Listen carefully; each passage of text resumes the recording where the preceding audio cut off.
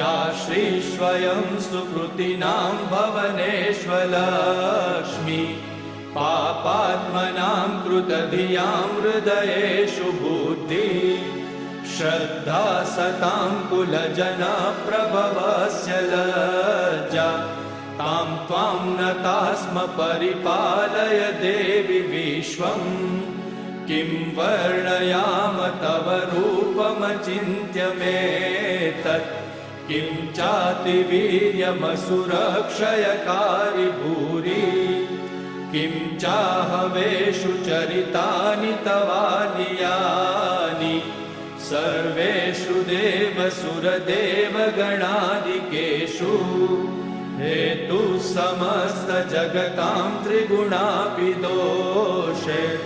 न ज्ञायसे हरिहरादिभिरप्यपारा